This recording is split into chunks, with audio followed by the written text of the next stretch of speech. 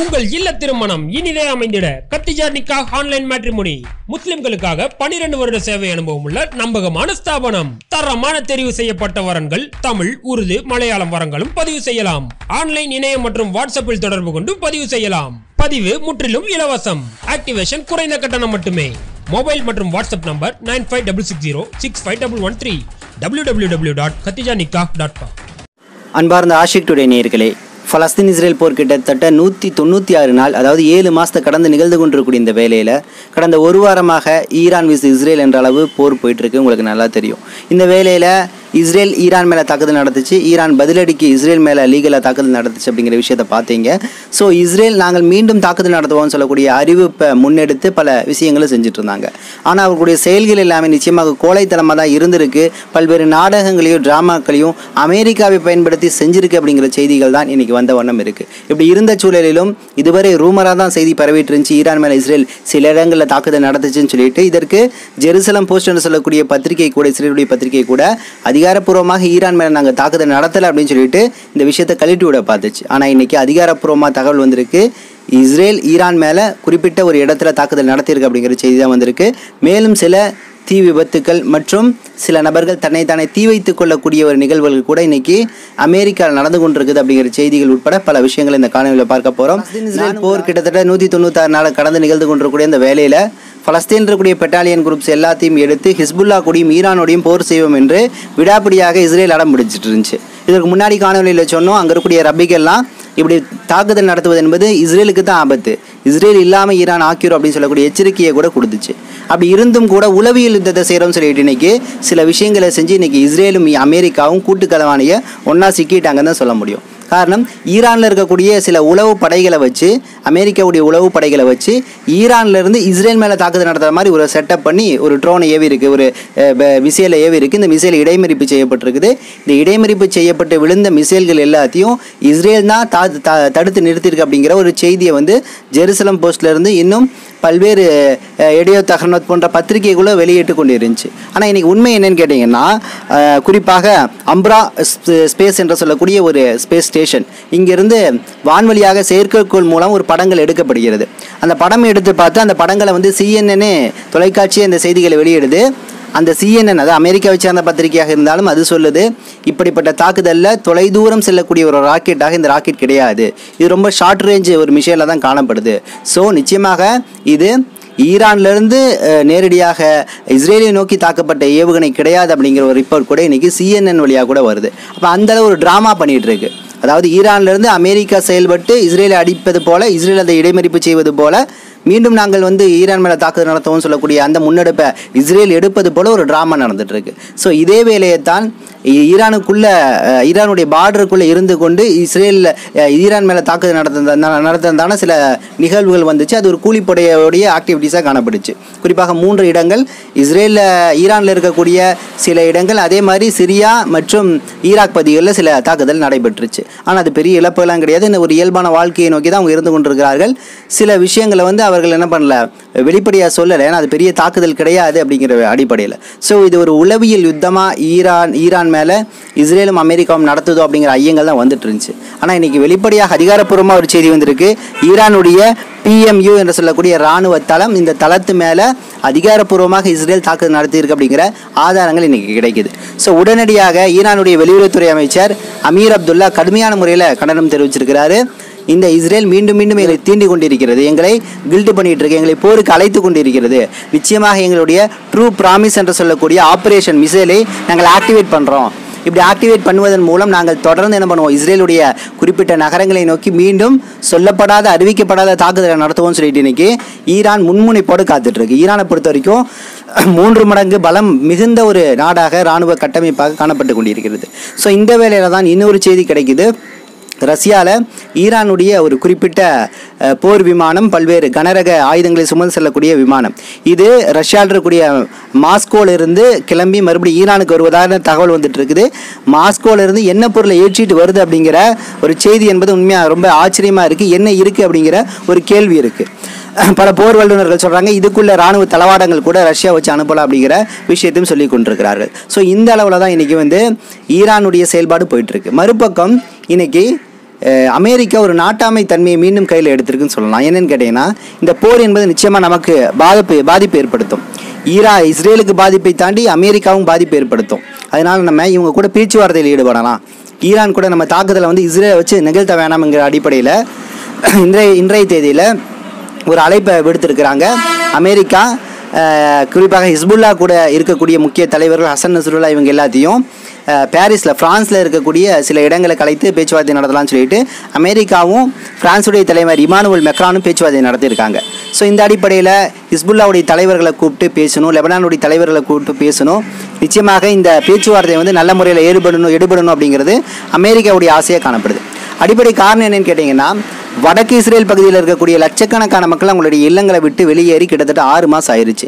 மீண்டும் அவங்க இல்லங்களுக்கு வர முடியாத ஒரு சூழல். நிச்சயமாக இஸ்ரேல் ஒரு பாதுகாப்பு இல்லாத ஒரு பூமி என்ற அடிப்படையில் அவர்கள் இஸ்ரேலையே கடுமையான முறையில் சாடி கொண்டிருக்கிறார்கள். ஸோ அப்போ இவர்களை வந்து சமமாகப்படுத்தணும், குறிப்பாக இவர்களை அந்த இடத்துல குடியமர்த்தணும், மீண்டும் அந்த செட்டிலர்ஸுகளை அந்த குடியேற்றவாதிகளை அந்த இடத்துல குடியமர்த்தணுங்கிற அடிப்படையில் ஹிஸ்புல்லாவை அந்த எல்லைக்கு அந்த இஸ்ரேலுடைய எல்லையிலேருந்து வெளியேற சொல்லுவதன் அடிப்படையில் தான் இந்த பேச்சுவார்த்தை நடைபெறும் அப்படிங்கிறதான் பார்க்க முடியுது. ஆனால் ஹசன் நஸ்ருல்லாவாகட்டும் இன்னும் சில தலைவர்கள்லாம் இதற்கு உடன்பட மாட்டார்கள் அப்படிங்கிறதான் வரக்கூடிய செய்தியாக காணப்படுது.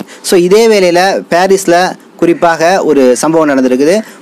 பாரிஸில் குறிப்பிட்ட சில தலைவர்களை அழைப்பதற்கு முன்னாடி அந்த பாரிஸில் இருக்கக்கூடிய ஈரானுடைய துணை தூதரகத்துக்குள்ள ஒரு நபர் மனித வெடிகுண்டாக உள்ள நுழைய முயற்சி பண்ணியிருக்கிறாரு.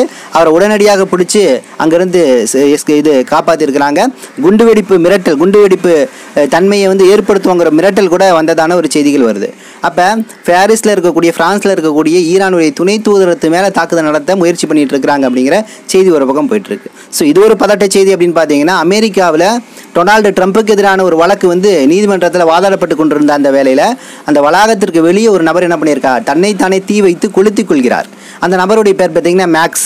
அவர் கையில் ஒரு துண்டு பிரசுரத்தை வச்சிருக்கிறார். அதில் உலகத்தின் உண்மை வரலாறு என்று சொல்லக்கூடிய ஒரு துண்டு பிரசுரத்தை எல்லா பக்கமும் விநியோகம் செய்து கொண்டு அவர் தன்னைத்தானே தீ வைத்துக்கொள்ள முயற்சி பண்ணியிருக்கிறார். ஸோ அவர் ஒரு வழியாக பாதுகாத்து எடுத்துட்டாங்கன்னு நினைக்கிறேன். ஐ திங்க் அவர் என்ன சொல்கிறாருன்னு கேட்டிங்கன்னா, டொனால்டு ட்ரம்ப்பும் இந்த ஜோ பைடனும் கூட்டுக்களவாணிகள், 2 பேரும் பாசிசத்தை வளர்த்து நமக்கு எதிராக இந்த உலகத்திற்கு எதிராக பயன்படுத்தி ஒரு நாசகர வேலையை செய்ய தயாராக இருக்காங்கன்னு சொல்லக்கூடிய இந்த விரக்தியில் தான் இந்த துண்டு பிரச்சுரத்தை உண்மையான வரலாறு, உலகின் உண்மையான வரலாறு அப்படின்னு சொல்லக்கூடிய ஒரு துண்டு பிரசுரத்தை விநியோகம் பண்ணியிருக்கிறாரு. ஸோ இது சார்ந்த விசாரிப்பும் இன்னைக்கு அமெரிக்காவில் நடைபெற்று கொண்டிருக்கு அப்படிங்கிற விஷயத்தையும் நம்மளால் இங்கே பார்க்க முடியுது. அடுத்து வெஸ்ட் பேங்கில் இருக்கக்கூடிய துல்கரம் பகுதியில் சில தாக்குதல் நடத்திருக்கு. அங்கே இஸ்லாமிய போராளிகள் எல்லாமே துல்கரம் பக்கத்தில் இருக்கக்கூடிய வெஸ்ட் பேங்கில் இருக்கக்கூடிய இஸ்ரேலுடைய துருப்புக்கள் மேலே தாக்குதல் நடத்திருக்காங்க. இதில் 4 இஸ்ரேலிய துருப்புக்கள் ஒரு தளபதிகளுக்கு மிகப்பெரிய காயமுற்றுக்கு அப்படிங்கிற செய்தி வந்து வந்தவண்ணம் இருக்குது. இது லெபனானுடைய அல் மயாதி என்ற சேனல் வந்து அதிகாரப்பூர்வமாக இந்த செய்தியை வெளியிட்டிருக்குது. இப்போ மத்திய கிழக்கில் மேற்குலகத்தில் சில இடங்களில் கூட அமெரிக்கா தனது சூப்பர் பவரை முற்றிலுமாக இழந்துட்டு இருக்குது.